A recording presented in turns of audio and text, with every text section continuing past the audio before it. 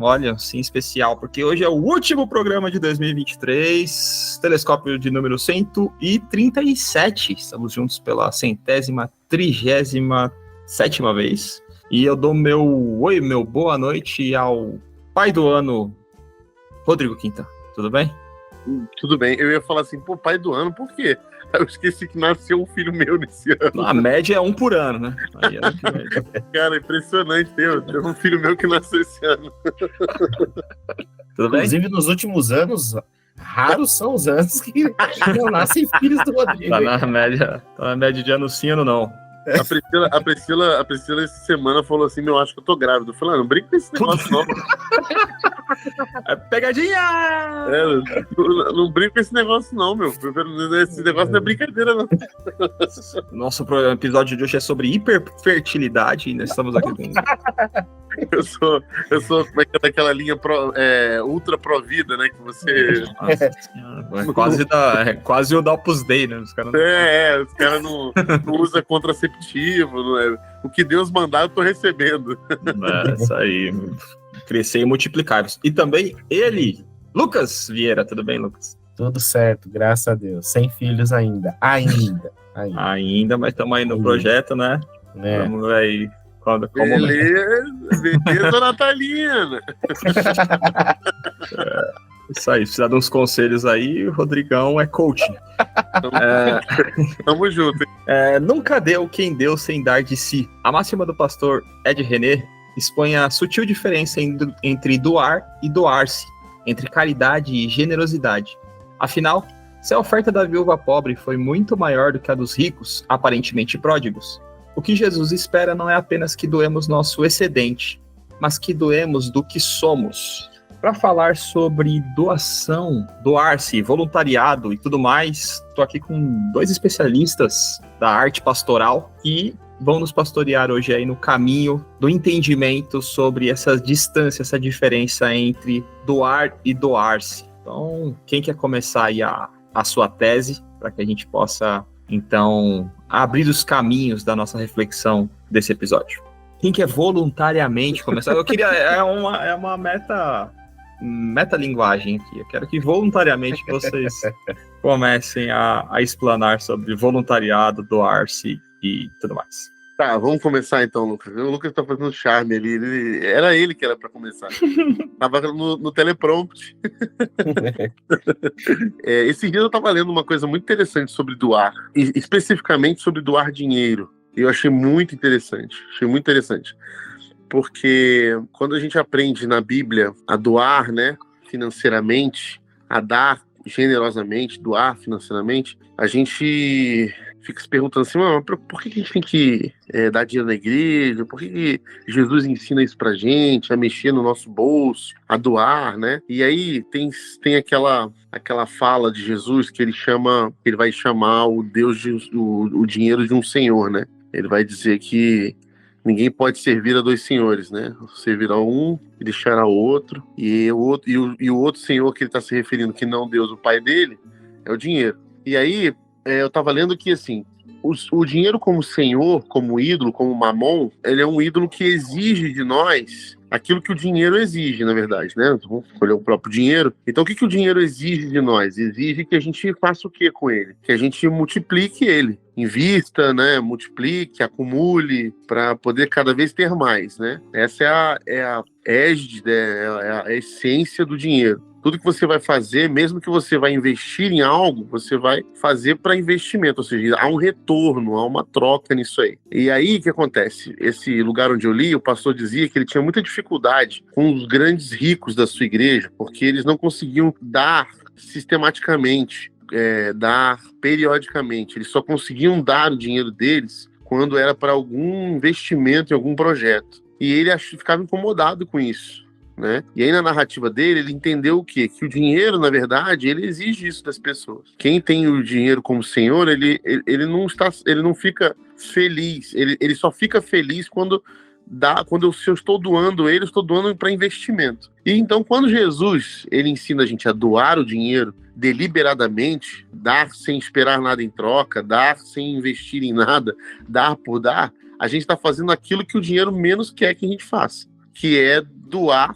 por doar, sem esperar que haja um retorno, sem achar que estamos investindo em algo, entendeu? Apenas doar porque a gente precisa doar. Então é como se Jesus estivesse ensinando pra gente, para que o mamão não seja teu ídolo, aprenda a doar sem receber nada em troca. Aprenda a doar sem que aquilo seja um investimento, para que você receba um feedback positivo daquilo. Aprenda a doar de maneira generosa, sem esperar que aquilo vai te dar algum retorno, algum tipo de resultado, entendeu? E tem uma radicalidade nesse sentido que você está falando, que Jesus ensina isso, é quando, por exemplo, ele diz assim, quando você for chamar alguém para comer, não chame alguém que vai depois chamar você para comer na casa dele também, vai ser maneiro, e vai poder te recompensar, te servir de volta. Chame alguém que não vai poder te chamar para comer de novo. Se você tem dinheiro para emprestar, quer dizer que você tem para dar. Então empreste dinheiro esperando que não te paguem de volta. Jesus, ele radicaliza nesse sentido de que a nossa mentalidade ela precisa estar pré-configurada a entregar, a dar, a doar. É mais ou menos como se ele dissesse assim, não é que tem coisa na vida que você doa e tem coisa na vida que você não doa, não. É uma vida predisposta a entregar, a doar, a dar de si, né, igual a gente está falando, né, dessa frase do Ed, a dar de si, do seu. Achei interessante essa fala do Rodrigo por isso, que é um ensino bem contundente em Jesus, de que a vida é uma oferta, mais ou menos essa ideia, de que a vida, ela o tempo inteiro tem que estar focada nessa entrega. Isso aí, e isso não tem a ver com retornos, né, que naturalmente a gente fica esperando, né, e dessa forma a gente tira do altar, né, o ídolo dinheiro, né, e coloca ele no devido lugar dele. Isso é bem interessante isso aí que vocês falaram. Porque assim, a nossa ideia capitalista, mercantil, de troca, sempre associa a doação a um benefício. E isso está presente na nossa lógica religiosa também. Se acontece algo ruim, né, alguma coisa você fez de errado, tem algum pecado, você está recebendo a retribuição, às vezes até kármica, né? Se a pessoa não é evangélica, ela vai, não, isso aí de outra vida que você agora tá pagando e tal. E também o contrário na lógica de uma teologia da prosperidade, em que você dá na igreja para receber 7 vezes mais, que Deus vai te abençoar se você semear, né? A lei da semeadura, você tem que semear para você também poder colher e tudo mais. Mas é muito mais crível entender dessa forma do benefício da doação despretensiosa, né? E é muito profundo pensar quando Jesus fala, né, que há mais benefício em dar do que em receber, porque quando você dá, você está numa posição sempre de possibilidade. Quem recebe está na posição de necessidade. Se você não recebeu, você não tem nada. E quem dá está na posição realmente privilegiada de ter sido abençoado a ponto de poder compartilhar, né? E essa é uma diferença importante entre doar e compartilhar, né? O Ed falou recentemente disso numa pregação, que se a gente lembrar vai estar linkado aqui no post, mas disso, de quem doa, às vezes doa o que sobra. Você não doa, né, quem doa porque tem para doar. Você doa a sua roupa no Natal, a que você vai usar mais, porque você comprou um guarda-roupa novo inteiro, e aí você não tem mais onde guardar tudo, você vai e doa essas roupas, não, mas estão novinhas, em ótimas condições. Você além de tudo, você é um consumista desgraçado. Nós somos, né? Mas quem compartilha, às vezes compartilha da única coisa que tem. E aí é isso que o Lucas falou. Se você for chamar alguém para comer, chama quem não pode retribuir, porque se você tá fazendo por retribuição, você tá fazendo um investimento. Não, vou chamar aqui o Lucas para comer, porque eu sei que na casa dele, mentira, porque jamais me convidou pra mas aí não é aqui em casa ainda, né? Sim, por falta de convite. Mas gera isso, né? Tipo, não é uma doação, não é dar, mas é investir numa possibilidade de retorno, que não tem muito a ver com isso que Jesus prega, mas é a nossa tendência constante, né? Até nessa ideia, por exemplo, de entregar dinheiro na igreja, de dizimar, esse negócio que o Rodrigo estava falando, esse relato desse pastor. Os ricos não dizimam, ou para quem prefere, né, não tem uma contribuição periódica fixa, sistemática, etc. Eles investem nos projetos da igreja. Que projetos? Nos projetos que eles acreditam, nos projetos que eles acham. Eu não concordo, eu não vou dar meu dinheiro. Exatamente. Exato, é isso aí. Aqueles que eles acham que faz sentido. E aí, assim, existe até uma disciplina espiritual em você dizimar ou você ofertar periodicamente, que é mais ou menos assim, eu não vou definir onde vou investir meu dinheiro, eu vou entregar e a igreja vai definir o que vai fazer com isso. A disciplina é entregar, a generosidade está em dar, não em definir destino. Eu estava na igreja do pastor Carlinhos Queiroz há um mês, mais ou menos. Aí o Carlinhos é maluco, né? Ele chegou assim, falou assim na hora das ofertas: pode vir aqui na frente entregar quem tem oferta. Aí quando os irmãos pararam de entregar, ele falou: e quem não tem pode vir aqui buscar. E aí ele contou a história de que ele viu isso numa comunidade da Angola e ele nunca mais esqueceu, porque lá não era dinheiro. As pessoas eram muito pobres, então as pessoas levavam mantimentos, alimentos. Então ele falava: se você que trouxe sua oferta, pode vir trazer. Então as pessoas levavam assim, um cacho de banana, levava lá uma maçã, levava essas coisas. E foi: você que não tem, pode vir pegar. E aí as pessoas mais necessitadas iam lá e pegavam. E ele falou que ele viu isso e achou muito bonito. E aí ele sempre faz isso: olha, você que não tem e ficou acanhado de vir buscar, me procura no final, por favor, a gente vai tentar te ajudar e tal. Eu achei isso bem bonito, bem simbólico, e é uma parada assim, que você entrega e você não faz ideia para a mão de quem que vai. A pessoa, por exemplo, pode ser um necessitado que entrou na igreja, pegou e vai no bar tomar uma pinga, e você discorda desse investimento do seu recurso. Mas a disciplina é justamente entregar generosamente, não definir o destino. Mamon fica doido com isso. Por isso que os caras não fazem, porque Mamon fica doido. Mamon quer investir, entendeu? Cadê os meus bitcoins? E eu tava... A prova... Cara, isso é de Deus, hein? Lembrei disso agora. No episódio passado eu falei que ia comprar o livro do Shabá. Comprei e já li um pedaço, assim, de tonto, porque tô lendo 3 livros ao mesmo tempo e já tô misturando todas as bolas. Falei: não, mas eu vou pegar e vou ler isso aí. E aí eu li só a introdução desse livro. É do Abraham Joshua... Abraham Joshua Heschel. E aí a introdução dele nesse livro, ele fala sobre espaço-tempo, né? Isso, um domínio do espaço, tempo, domínio da terra. Isso, domínio do espaço e domínio do tempo, que é esse conflito da nossa... Em 6 dias da semana, Deus estabeleceu que a gente pode dominar o espaço, e a nossa ânsia é de dominar o espaço, de ter posse, de ter coisa, de ter, enfim, terrenos e tal. Mas ele reservou um domínio do tempo para um dia da semana, que é quando a gente renega esse domínio de espaço para experimentar o tempo, né? Experimentar a existência, a eternidade dentro daquilo que Deus estabeleceu como... Já começa dando os pés no peito. Cara, é muito lindo isso. E é simples, mas... Eu sei que você já chegou nessa parte. Não, parei só na introdução, não quero spoilers, por favor. Mas o mais importante dessa leitura, que eu lembrei agora, é disso, que também a doação... A gente começou falando do mais óbvio, que talvez seja a doação de espaço, na materialidade do recurso, mas existe também uma dimensão de tempo que a gente pode empregar nesse doar às pessoas, né? Se doar às pessoas. Porque quando Jesus o fez no sábado, ele foi questionado, né? Quando ele investiu tempo nas pessoas, né? Investiu o ser nas pessoas, não a posse e a oferta, mas o olhar para as pessoas, abraçar as pessoas, atender as pessoas, estar com as pessoas, né? Porque também, às vezes, você fala: o cara é muito rico, e às vezes o cara pode dar também. É porque o desafio do cara que tem recurso, né? O desafio da pessoa que tem recurso é ela dar de si, né? Exato, isso não é dar do seu. Às vezes é muito fácil o cara falar: não, assina o cheque aqui, o cara assina o cheque e dá isso.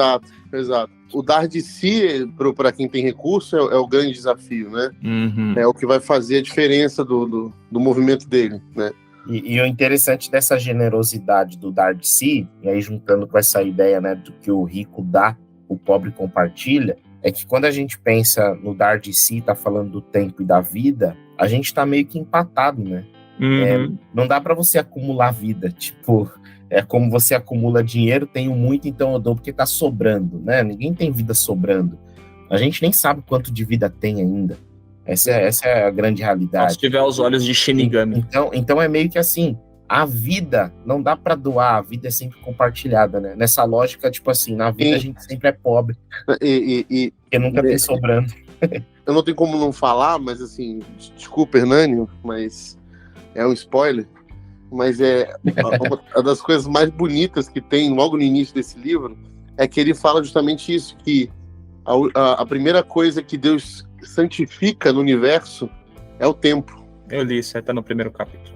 Tá no início, por isso que eu achei que você já tinha lido. É o tempo. O Rodrigo só leu o início, hein? No episódio próximo eu vou sugerir um tema relacionado.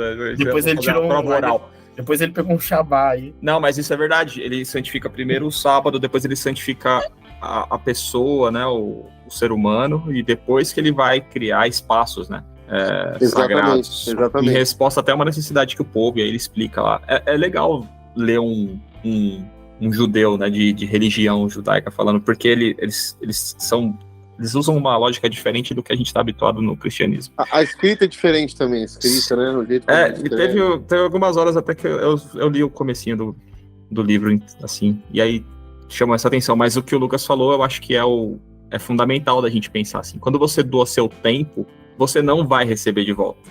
É impossível receber de volta a doação de tempo, né? Se você investe dinheiro esperando que Deus te abençoe, você ainda tem uma expectativa de receber, enfim, 7 vezes mais. Mas quando você doa tempo, você não tem como receber 7 vezes mais. Primeiro que você não sabe quanto que você vai viver. Então. Segundo, porque aquele tempo, ele é cristalizado naquela situação onde você fez o seu investimento, né? Por isso que é um bom investimento investir em doar essas pessoas, porque você vai ver a cristalização numa materialização do que a gente entende por ser a imagem e semelhança de Deus. Então, o filósofo do nosso tempo aí, o filósofo do nosso tempo aí, o Byung-Chul Ho, ele fala isso, que na verdade a maior riqueza do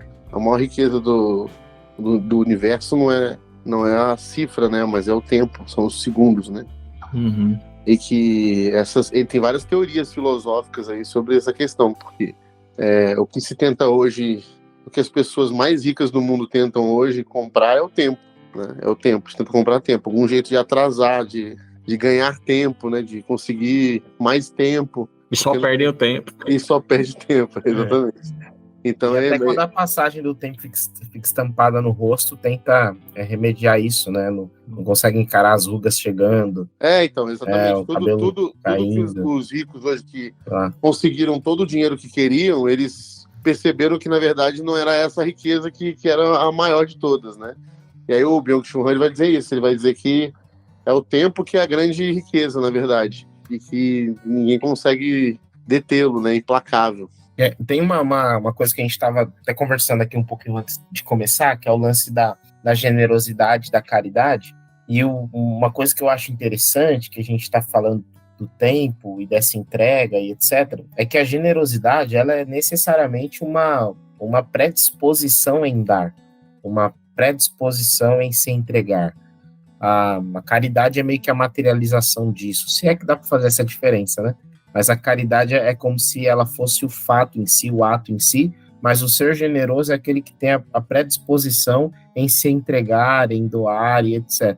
E me parece que o Evangelho de Jesus, um dos grandes ensinos dele, se não o grande ensino, é justamente esse de viver considerando a existência do outro como primeira. Viver considerando a dor do outro como primeira, a existência do outro como primeira, aproveitando esse tema do Shabá que a gente está falando, né? Quando Jesus Cristo ele cura no sábado, os caras ficam loucos com ele, assim, ficam de cabelo em pé com ele, porque ele está curando no sábado. Mas a grande sacada de Jesus ali, da interpretação da lei dele, é justamente a seguinte: olha, o sábado não é o dia do meu descanso, o sábado é o dia do nosso descanso. E tem um sujeito diante de nós que não está descansando, porque ele está doente. Nós precisamos promover descanso para ele também. É como se Jesus Cristo ele dissesse assim: a santidade de vocês está em preservar a vida de vocês, porque vocês se consideram como primeiros na existência. Mas existe alguém diante de nós que é primeiro, que é o outro. E aí Jesus Cristo ele cura esse outro e propõe descanso a ele. Jesus se entrega, Jesus doa, dá de si. É claro que a gente não consegue fazer o que Jesus fez, mas Jesus ele propõe aquela cura como quem coloca o outro em primeiro plano, em primeiro lugar, e me parece que o tempo inteiro é esse o caminho que Jesus está construindo no Evangelho, o caminho de ser generoso, quando os discípulos, por exemplo, falam, quer que a gente mande fogo do céu e tal, não, tá maluco, a gente precisa preservar o outro, eles são primeiros, eles são mais importantes. Jesus o tempo todo está fazendo esse caminho. É um coração muito generoso, um coração muito abnegado e que está o tempo inteiro pensando como servir melhor aquele que está diante de mim. E essa parte do Evangelho é muito bem retratada na série do The Chosen, né? Essa parte que os discípulos mandam cair fogo do céu em cima dos samaritanos lá que estão xingando Jesus. É muito bom porque, e cabe aqui na nossa conversa, porque eles constroem a narrativa de um jeito que parece que assim, tipo, ô Jesus, eu posso fazer... Você curou uma pessoa assim, nem tá perto dela. Eles estavam conversando com Jesus sobre uma cura que ele fez, né? Aí ele, mas por que você tá aí, Jesus? Por que você tá abismado? Vocês vão fazer coisas maiores que eu, pô. Aí, como assim? A gente vai fazer coisas maiores? Tal, nossa. Então fala mais sobre isso. Aí eles ficam tão intrigados que vão com Jesus, seguindo Jesus, né? Porque ele falou, não, deixa eu dar minha volta sozinho. Não, eu vou com você. Aí acontece esse lance aí, né? De manda fogo do céu, Senhor, manda fogo do céu. Queima eles. Aí Jesus segura eles assim, manda os caras embora, deixa os caras embora. Aí olha pra eles dois assim e fala assim, quer dizer então que na primeira oportunidade que vocês têm de ter poder, vocês querem que caia fogo do céu pra matar o outro. Tem a arma na mão do macaco, né? Você falou do... arma na mão do macaco. Você falou do The Chosen. Eu lembrei de uma cena que eu achei muito bonita. Ainda lá na primeira temporada. E Jesus Cristo, ele tá meio que, tipo, acampando em um lugar. E aí ele pede pra quem tá com ele pegar a lenha e tal. E a galera vai e pega a lenha, tudo. Jesus Cristo desarma a barraca e vai embora e vai deixando a lenha lá. Aí os caras, Jesus, pra que você pediu pra gente pegar a lenha se a gente tá indo embora? E aí Jesus responde assim, a gente precisa ser hospitaleiro com aqueles que virão pelo caminho. Eu acho isso muito bonito, cara. É tipo de uma generosidade de servir aquele a quem não conheço, de servir o próximo, seja lá quem ele for. É de uma beleza muito grande, assim. E Jesus nos evangelhos faz isso o tempo todo. Esse é o caminho dele o tempo todo. Aí vem a gente e faz o quê? Queima os recursos para que o outro não tenha nada. Recebi uma pergunta esses dias na igreja lá, que a menina me perguntou assim, tá rolando um grupo de voluntariado de alguns temas de ascensão social e tal. Só que quando eu fui participar desses grupos, eu tenho participado há um tempo, mas eu não tinha me dado conta de uma coisa.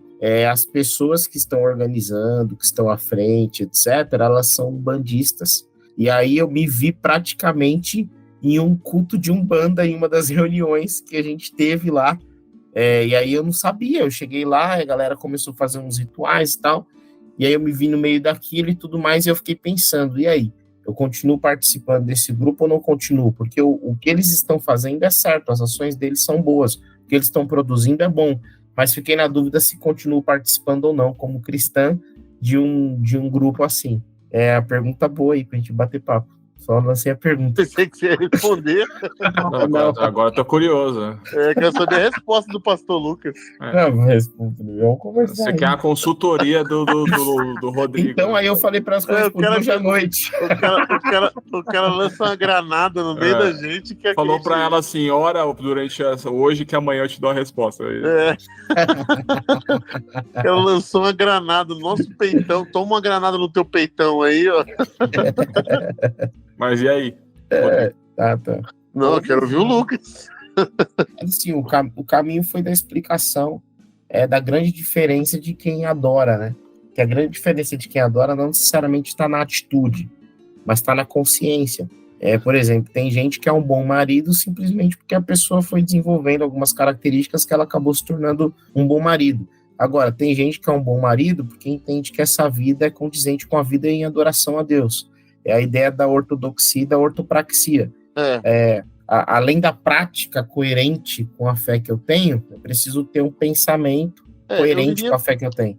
Então, eu iria por esse caminho, assim, tipo, eu acho que se é uma prática que envolve rituais religiosos que não são coerentes ao que ela crê, eu acho que ela teria que procurar outro caminho, entendeu? Porque... Não, na verdade, assim, não é que o que ela faz tem uma prática ritualística, não é nada disso. Ela sempre fez, sempre esteve com o grupo. E aí, final de ano, vai ter o quê? Uma reunião, um encontro do grupo. Quando foi pro encontro do grupo, começou a rolar esse movimento. Ela, eita, eu não fazia ideia de que o grupo... Então, mas daí, isso é muito interessante. Mas aí a pergunta dela foi porque ela existia um conflito de consciência dela, ou porque ela queria a sua opinião como pastor de falar, pra mim eu me senti bem, tá tudo bem aqui, eu continuar, mas eu quero saber se isso aí é pecado ou eu vou pro inferno. Não, ela tinha uma sincera preocupação. A minha orientação para ela foi assim, olha, por mais que vocês não professem a mesma fé, a prática daquilo que vocês têm feito de fato é boa.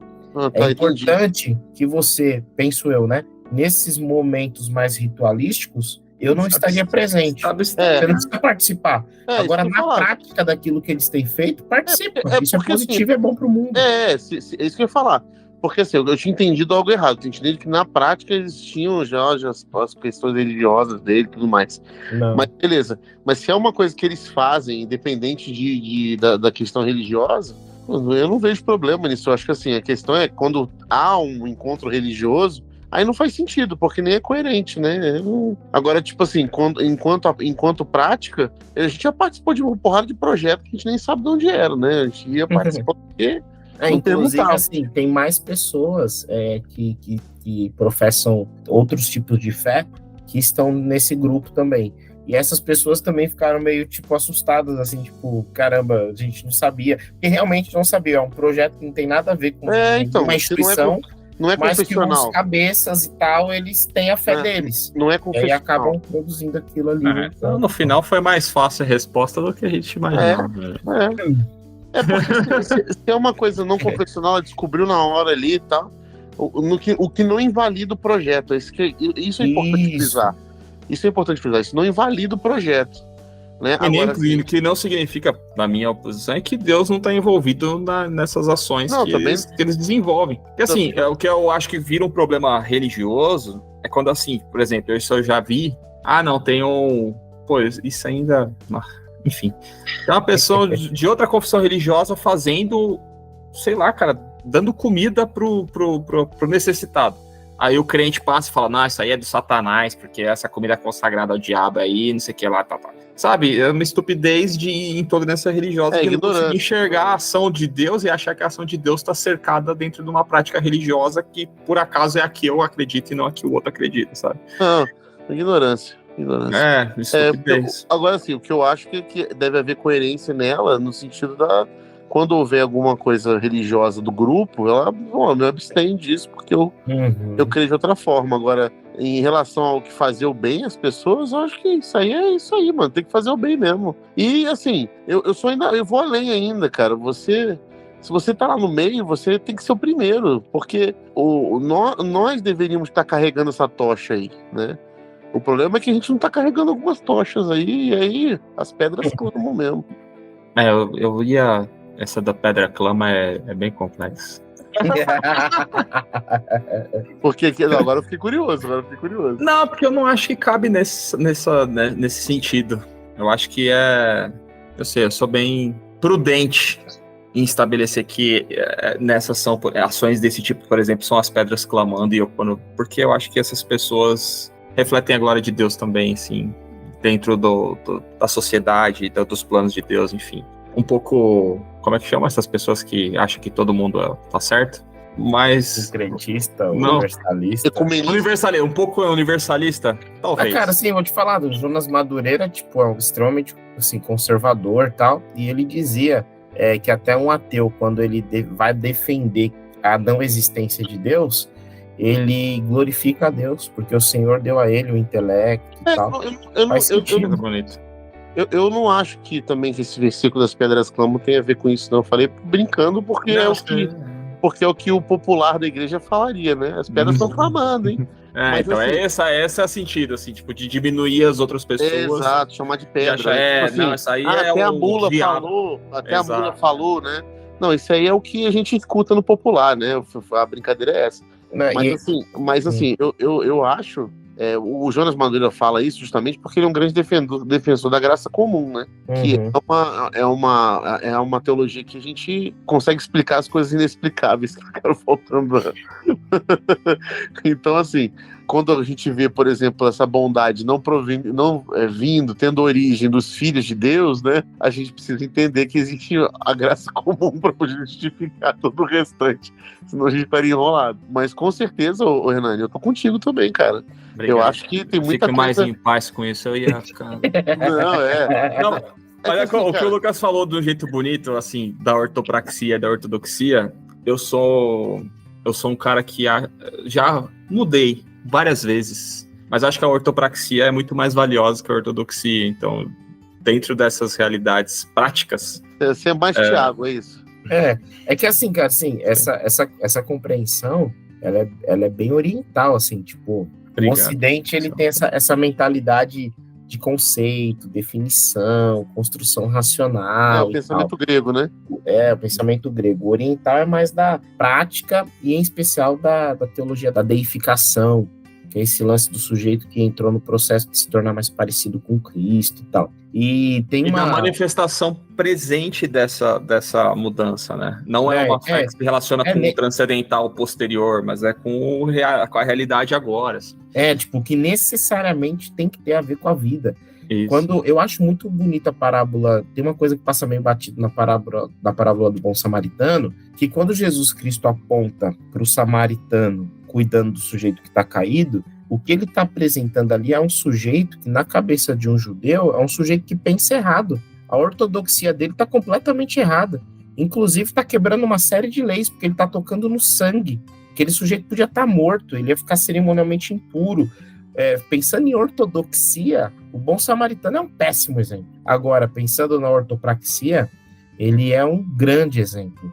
Então, Jesus Cristo, ele meio que também faz esse caminho de colocar a prática da fé acima da doutrina certa. É a pedra clamando. Eu tô até com medo de falar o que eu tô dizendo. Mas é assim, isso é fantástico, isso é extraordinário. E aí vem um teólogo, né? Ele fez uma provocação assim: por que nós estamos habituados a chamar de irmãos aqueles que professam a mesma doutrina que nós, mas não chamamos de irmão aqueles que têm a mesma prática que nós, ou têm a prática que nós deveríamos ter e não temos? Porque a gente coloca a doutrina, o conceito, o racional, o raciocínio à frente da prática. É uma discussão assim, que você começa a abrir para uma série de coisas. Mas é uma discussão boa, é uma pergunta muito interessante, cara.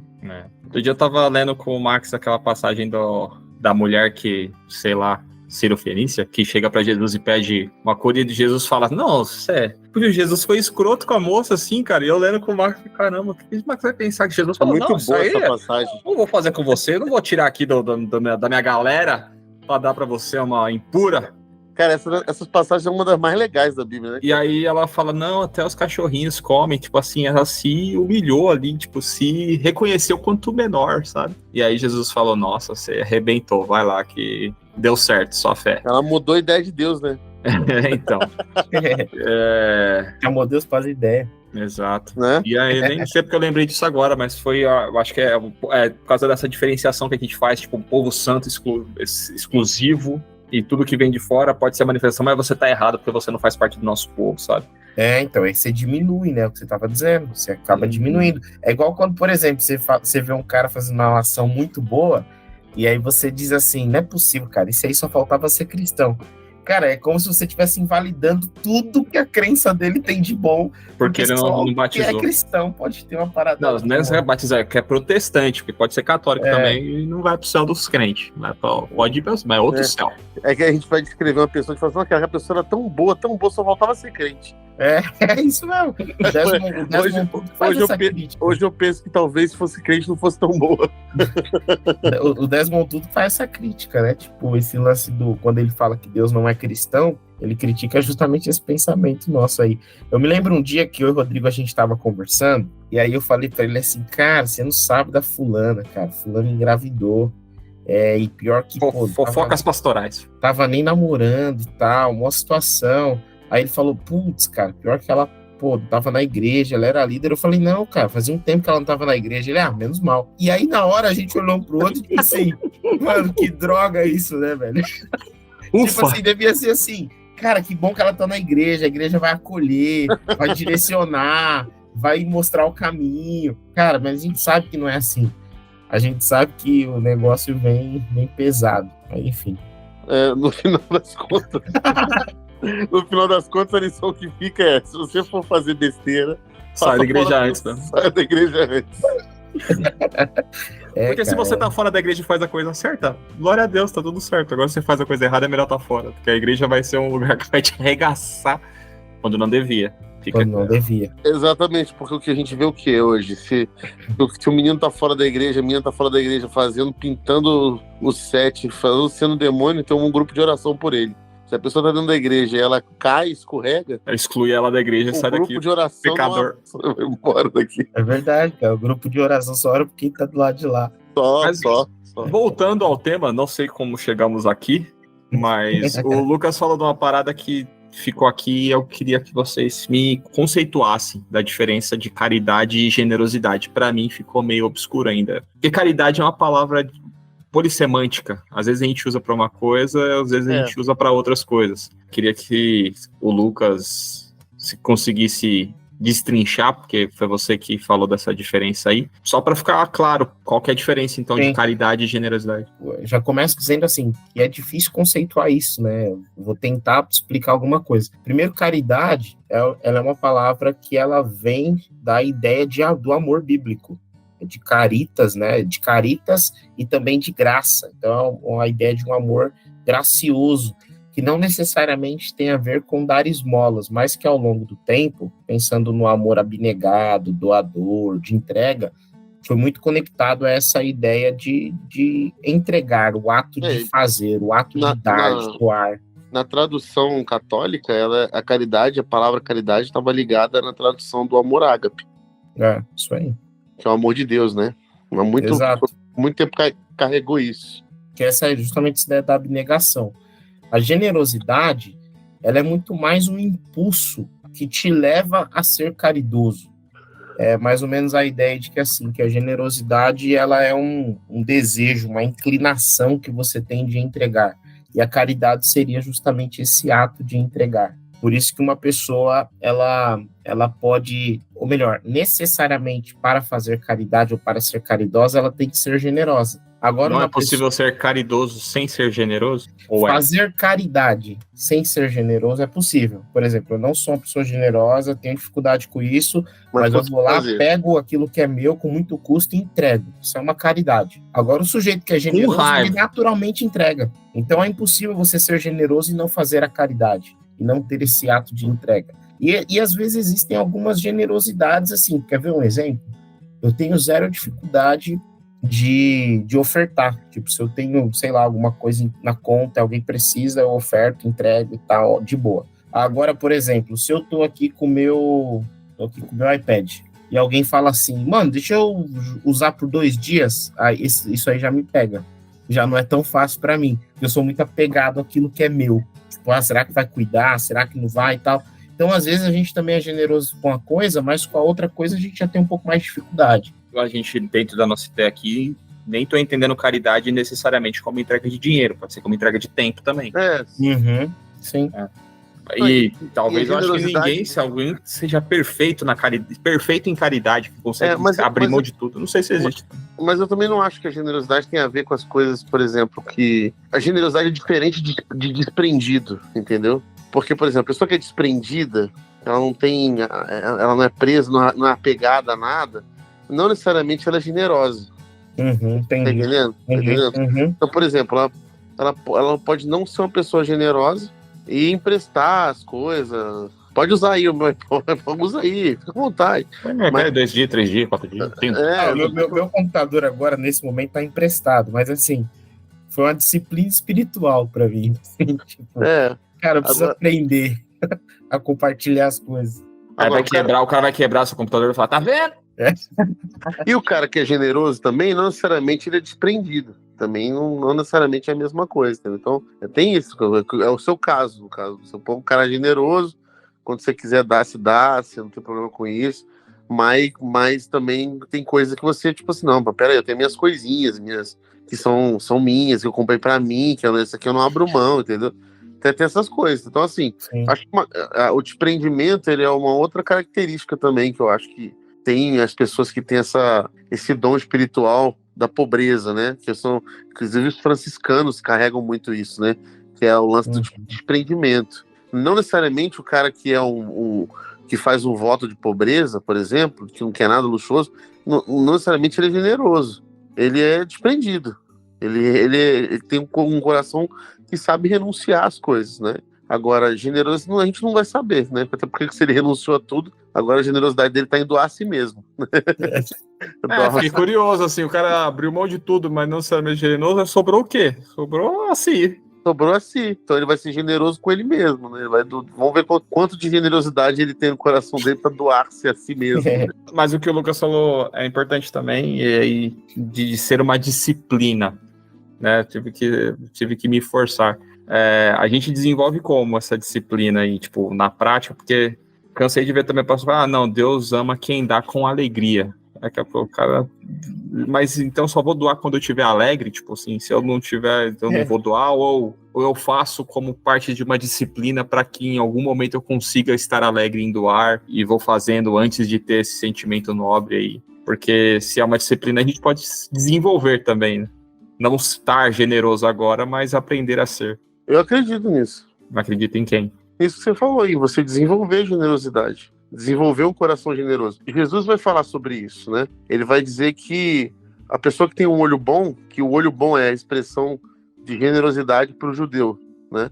O olho bom é uma pessoa generosa para o judeu. Então quem tem um olho bom, ele enche o coração dele, o corpo dele de luz. E quem tem um olho mau faz o contrário, né? Enche de trevas, né? E aí quem tem um olho bom é generoso. A generosidade tem muito a ver, por exemplo, a não se preocupar com as coisas materiais que ela possui, por exemplo, na hora da partilha. Então, por exemplo, o cara que tem olho bom, ele não se preocupa se as coisas dele, se o ladrão vai roubar, se a traça vai comer, se a ferrugem vai destruir. Ele está em paz com isso, porque os tesouros dele, eles não estão colocados na terra, eles estão no céu. Ou seja, o que quer dizer isso? Que o coração dele está naquilo que é eterno, aquilo que dura para sempre. Então o coração dele é um coração generoso, ou seja, mais importa eu partilhar tudo que eu tenho, né? Mais importa eu colocar à disposição tudo que eu tenho do que ficar com medo, viver com medo que essas coisas se acabem, né? Então o meu olho é bom. Essa é a lógica, é o método hermenêutico de Jesus, né? Jesus, ele fazia o quê? Como é que ele define um olho bom? Eu olho as pessoas, né? Eu sinto a dor delas e eu me compadeço por elas. Esse é o método hermenêutico de Jesus. Então eu olho as pessoas, eu vejo a dor delas e eu me compadeço. Então, vendo Jesus as multidões, se comoveu de profunda misericórdia e curou, e libertou, e agiu, e salvou. É sempre assim. Jesus via, sentia e agia. Entendeu? Então, isso é um olho bom. É uma pessoa que desenvolve essa capacidade de enxergar, de olhar aquilo, sentir a dor e se compadecer daquilo. Eu lembrei aqui da parábola do rico e do Lázaro. Eu acho uma das parábolas mais fortes da Bíblia, em especial quando fala desse tema de riqueza, porque diz o seguinte, que tinha um sujeito que era rico e tinha alguém que era necessitado e ficava na frente da casa, muito próximo ali, era visível a esse sujeito que era rico. E aí essas duas pessoas morrem, o rico vai para o Hades e o Lázaro vai para o seio de Abraão. E aí uma hora o rico fala assim, pai Abraão, fala pelo menos para o Lázaro colocar uma gotinha de água aqui na minha boca, pelo menos para me refrescar um pouco e tal. E o Abraão diz que não, fala os porquês e tudo mais. E aí o rico pede uma coisa, cara, que eu acho muito interessante. Ele diz assim, por favor, manda alguém ir daqui do mundo dos mortos para lá para avisar minha família, para avisar meus irmãos, que eles ficaram do lado de lá e eles não estão sabendo do que está rolando do lado de cá. Então pede para alguém avisar, porque senão eles acabarão como eu. E aí o Abraão responde, não, porque eles já têm a lei e os profetas. Eu acho isso muito forte, porque o que ele está dizendo é o seguinte, você acha que os seus irmãos, assim como você, não estão sendo generosos e acolhendo os necessitados, porque vocês não sabem o que tem que ser feito. Mas a verdade é que vocês sempre souberam. Vocês têm a lei cansou de falar disso. Vocês têm os profetas cansaram de falar disso. e eu não enviarei mais ninguém para falar, porque tudo aquilo que havia para ser dito foi dito. E a última profecia, e a última chance da sua família é enxergar o necessitado. A última profecia de Jesus para a igreja é o necessitado que está na porta da igreja. A última profecia de Jesus para nós que ainda não conseguimos ser generosos, no Brasil, são as pessoas diante de nós com necessidade, pedindo alimento, com o filho no colo, no farol. Essas pessoas são a última profecia, elas são a nossa última chance. Se a gente não aprender assim, a gente vai aprender nunca. E aí, considerando isso que o Rodrigo estava falando do olho bom, é justamente essa ideia. Primeiro, o que a gente tem que fazer para ser generoso? Como a gente tem que fazer para dar espaço? Ouça a profecia. Veja a profecia. Veja a denúncia. A profecia nesse sentido de denúncia. Veja a denúncia diante dos seus olhos. Que você tem, o outro não tem. É uma denúncia óbvia, evidente. A gente precisa enxergar isso. E enxergar com esses olhos, que é o olhar, o sentir e o compadecer. E o segundo passo é dê. É o mais óbvio de todos. Entregue, dê, por mais que seja difícil, por mais que você no começo tenha que se disciplinar. Eu vou te dizer uma coisa, assim, por muito tempo eu tive muita dificuldade até com o que a gente considera, entre aspas, né, o mínimo, assim, que é ter uma contribuição sistemática na igreja. Por muito tempo eu tive muita dificuldade com isso. E há alguns anos, desde que eu me casei, a gente se comprometeu e tal, e meu coração foi mudando, cara. Foi mudando e mudou de forma tão radical que às vezes a Rafa tem que falar, vai devagar aí, senão esse mês a gente não paga água. Porque Deus foi mudando o meu coração, mas no começo era forçado, cara. Forçado mesmo, assim, papo de às vezes ficar na resistência ali de caramba, vou entregar e o jogo, e o FIFA que saiu e tal.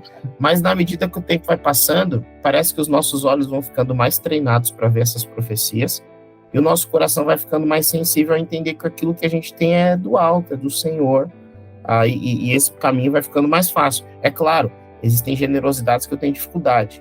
Eu lembro até hoje de uma vez, eu ainda morava lá em Ermelino, e eu estava voltando da igreja, uma noite muito, muito, muito fria, e aí eu vi o seu Eliseu. O seu Eliseu era um senhor em situação de rua, que ele sempre estava ali em Ermelino, e ele passava lá em casa de vez em quando para pegar comida e tal.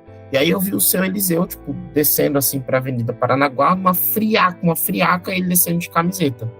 Eu voltando da igreja, tava bonitão, com uma blusa da hora. Eu olhei assim e falei, putz, cara, seu Eliseu vai passar uma noite fria, cara. Não, eu vou dar a blusa pra ele. Mas eu não vou dar essa, eu vou em casa buscar uma blusa e volto. E eu fui em casa buscar uma blusa mais velha e voltei. Quando eu voltei, quem falou que eu achei o seu Eliseu? Naquela noite, o Eliseu passou provavelmente uma das noites mais frias da vida dele. E foi culpa minha, cara. Porque se eu tivesse o coração generoso e desprendido das coisas que tenho, uma pessoa passaria uma noite um pouco mais aquecida. O Eliseu, nesse dia, foi uma profecia para a minha vida. Eu nunca esqueci disso, porque eu não achei o Eliseu. E eu fiquei, Jesus amado, o sujeito vai passar uma noite morrendo de frio, porque o meu coração ainda não disciplinou a ser generoso e entregar algo que eu tenho esse apego. Eu preciso treinar meu coração para isso. E aí, se a gente não faz esse caminho, a gente vai perdendo oportunidades, a gente vai ficando igual esse rico da parábola aí, completamente cego e pedindo para Deus algum sinal para a gente finalmente acordar. Complementando isso aí, isso é tão sério na fala de Jesus para os discípulos, que os discípulos precisariam desenvolver esse olho bom, que o oposto é aquilo que a gente falou lá, né? É o olho mau que tem como senhor Mamon. Então, o cara que não desenvolve o olho bom, na lógica de Jesus, é o cara que encheu o corpo de trevas, e Jesus fala, e que tremendas trevas são, né? Ou seja, é um cara cheio de escuridão dentro de si, que tem como senhor o ídolo dele é o dinheiro, não é o Senhor Deus. A gravidade da pessoa que vive com medo de que a traça, a ferrugem e o ladrão consumam suas coisas aqui na Terra. E aí uma coisa interessante que é um erro corriqueiro, as pessoas sempre falam que acham que é o tipo de tesouro, mas não é o tipo de tesouro, é aonde está o tesouro, né? É a qualidade do tesouro, né? Então, tipo assim, a qualidade do tesouro que eu tenho guardado é a qualidade celeste. Por quê? Porque ela não é, nada pode tirar a minha generosidade. Pode vir traça, pode vir ladrão, pode vir ferrugem, e tá de boa. E Jesus ensina isso aos discípulos, esse tipo de tanto é que ele vai falar o tempo inteiro sobre esse tipo de olhar. Esse tipo de método hermenêutico, de você olhar o que estão se compadecendo. Chega um ponto que os discípulos estão tão atentos a isso, estão tão vidrados, que eles começam a olhar o que... Peraí, fica de olho no que Jesus está olhando. Aí eles identificam até o cego de nascença. Eles veem que Jesus olha o cego de nascença e falam, e aí, Jesus, o que você está vendo aí? Porque eles ficam de olho no que Jesus está olhando, porque eles estão preocupados em desenvolver esse olho bom. E aí Paulo, quando ele está se despedindo, está chegando no ponto da sua vida que, assim, ele vai caminhando para o final. Ele está lá em Atos, capítulo 20, 24, ele faz aquela declaração da vocação da vida dele, ministerial, que ele não considera a vida preciosa, se ele não cumprir a vocação que Deus deu para ele. E aí, melhor, ele termina essa passagem se despedindo do pessoal, dizendo, olha, vocês precisam trabalhar arduamente, muito arduamente, para ajudar os necessitados. A gente precisa fazer isso. Isso é um trabalho nosso. Porque o próprio Jesus, o nosso mestre, nos ensinou que melhor coisa é dar do que receber. Melhor coisa, mais bem-aventurada coisa é dar do que receber. Então isso é um mote da campanha de Jesus com seus discípulos, que invade toda a lógica do evangelho. O doar a si mesmo, o doar-se para o outro, doar do seu, tudo isso que envolve doar, colocar à disposição dele, tem a ver com tá ligado a esse olho bom que enche o corpo de luz, né? A nossa lógica como discípulo de Jesus é desenvolver, nossa tarefa, né? Nossa missão é desenvolver um olho bom, que desenvolve esse método hermenêutico, de eu estar sensível às pessoas, às suas dores, a sentir suas dores e a me compadecer delas. O episódio da Porta Formosa, que Pedro tá com, se eu não me engano, Pedro tá com João, né, Lucas? E aí o aleijado vira para eles e pega, assim, aqui agora, que me dá uma esmola, me dá alguma coisa. Ele falou, ó, eu não tenho ouro nem prata, mas o que eu tenho eu te dou. Levanta e anda. E aí uma das partes mais interessantes desse texto é que, assim, quando o aleijado fala com eles, o texto bíblico vai dizer assim, e Pedro e João viram aquele homem. Então, assim, ele estava lá, eles já estavam olhando para o homem, mas naquele momento Pedro e João viram ele, que é a mesma palavra, a mesma tradução quando Jesus via as multidões. Jesus viu aquele homem, Jesus viu aquela pessoa, Jesus viu aquela mulher, Jesus viu aquela multidão. Então Pedro e João viram aquele homem, ou seja, o amaram, né? Sentiram a dor dele, e aí deram para ele o que ele precisava, né? O que ele precisava não era esmola ali, né? O que ele precisava era de liberdade do sistema opressor que ele estava vivendo naquele templo, né? Então, para além daquilo que a gente está fazendo, né? Uma vez um irmão aqui da igreja perguntou para mim assim, pastor, eu tenho vontade de dar esmola para todo mundo no sinal. Toda vez que eu paro, eu fico desesperado. O que eu faço? Eu falo assim, ó, a primeira coisa é que, assim, você não vai ter como dar esmola para todo mundo, então você vai ter que pensar como fazer isso. Agora, você sabe que nem todo mundo que você pede esmolas, eles estão ali de boa vontade. Então a gente tem que pensar no quê? Em por que tem tanta gente pedindo esmola, né, ao nosso redor, e por que a gente não pode, o que a gente pode fazer para melhorar a situação? Porque Pedro e João, por exemplo, não deram esmola para aqueles caras, pro aleijado, pro coxo, porque sabia que ele era colocado todo dia ali na Porta Formosa por religiosos para manter um sistema de opressor que mantinha-se na época, religioso, de esmola, de tudo mais. Então eles romperam com o sistema corrupto da época, que é o que o Lucas está falando, da profecia, né, do que está errado, para poder dar liberdade para aquele coxo. Quando o coxo entra curado no templo, a galera fica louca e vai atrás de Pedro e João. Assim, como assim você está curando os caras aqui, nosso negócio aqui? Então, a doação é para além, né? Como assim você quer direito trabalhista para esses caras que entregam minha comidinha baratinha? Muito bem, meus amigos. Estamos chegando aqui ao final desse programa e ao final de mais um ano de Telescópio, né? O último programa do ano. Então, deixo aqui meu abraço, meu beijo nesse cérebro genial e meu agradecimento a vocês dois, meus amigos. Primeiro, Lucas, dê suas últimas palavras do ano de 2023 para nossos ouvintes, né? Mas quem quiser te seguir, segue você, fala suas redes sociais aí, que você é um cara popular. O ano de 2023 tem sido um ano difícil, mas também muito bom, pelo menos para mim. Espero que para vocês também tenha sido um ano bom, um ano em paz. O Telescópio está se encerrando por aqui. Foi um ano que eu, particularmente, desde que a gente começou, foi um dos anos que eu mais curti fazer o telescópio, mais gostei daquilo que a gente produziu. Achei muito maneiro. E eu quero desejar para vocês um tempo em paz. Não fale do Lula e do Bolsonaro no Natal. Coma com a sua família, celebre, seja voluntário, doe generosamente. Se você puder participar de algo assim, vai fazer bem tanto ao teu coração, quanto fazer bem também a alguém. Deus abençoe vocês. Amigos, bom demais estar aqui mais uma vez. Amo vocês, tamo junto. Rodrigo. Um ano assaz agridoce, né? Com muitas coisas difíceis, porém coisas legais.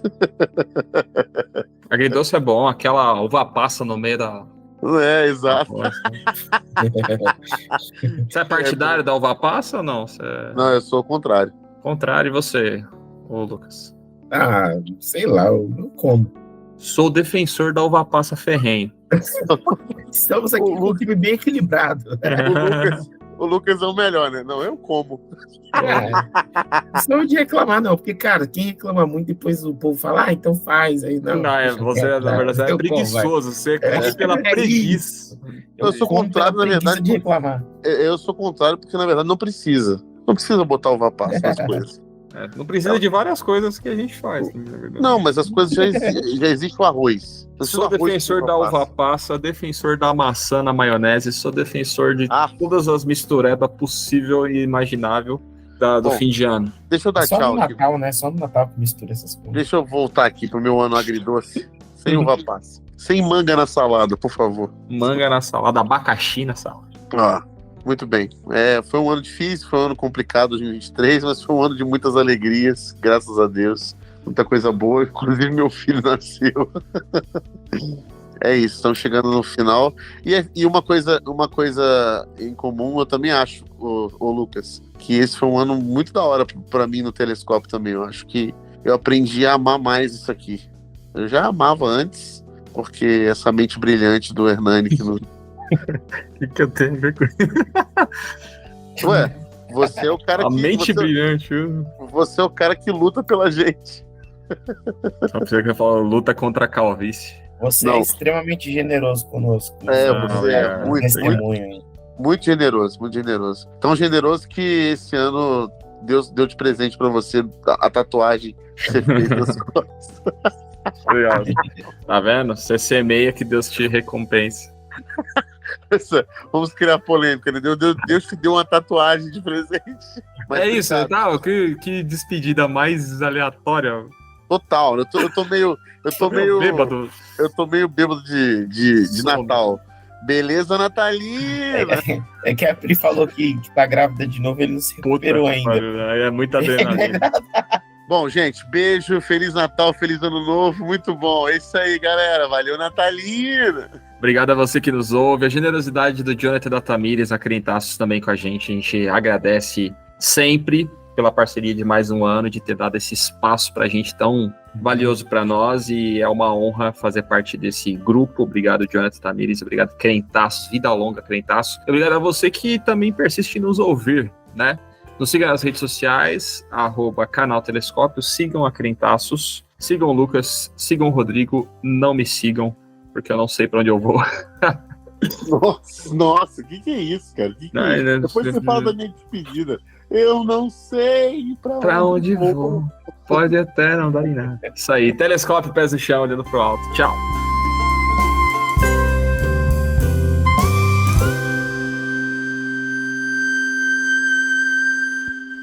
Mamãe! É Deus, mamãe!